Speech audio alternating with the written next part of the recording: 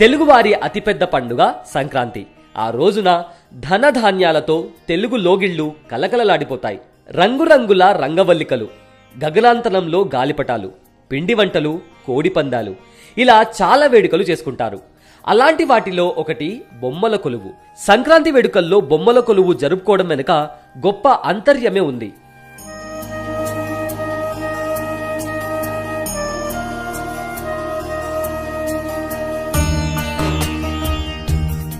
పురాణ ఘట్టాలను గుర్తు తెచ్చేలా బొమ్మల్ని అక్కడ అమర్చడం జరుగుతుంది. తద్వారా ఆ పురాణ విశేషాలు మన తర్వాతి తరం వారికి తెలియజేయాలనే సంకల్పం నుంచి పుట్టుకొచ్చిన తంతు బొమ్మల కొలువు.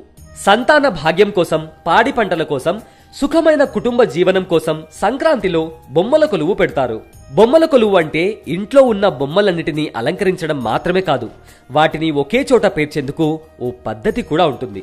భోగి రోజు పెట్టి కనుమ రోజు వరకు కొనసాగిస్తారు.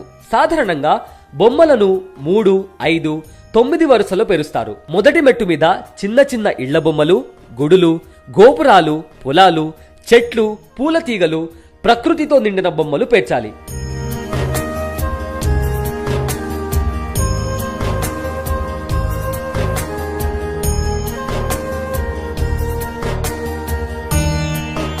రెండో మెట్టుపై చేపలు, తాబేలు, నత్త, పీత, శంఖంతో సహా జలచారాలన్నీ పెట్టొచ్చు.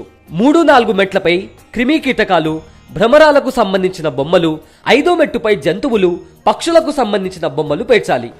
6వ మెట్టుపై మానవ రూపాలకు సంబంధించిన బొమ్మలు, 7వ మెట్టుపై మహానీయుల బొమ్మలు పెట్టాలి. 8వ మెట్టుపై అష్ట దిక్పాలకులు, నవగ్రహ నాయకులు, పంచభూతాలకు సంబంధించిన బొమ్మలు పేర్చాలి. ఇక అన్నిటికన్నా ఉన్నతమైన 9వ మెట్టుపై త్రిమూర్తులు, లక్ష్మీ సరస్వతి, పార్వతి బొమ్మలతో అలంకరించాలి.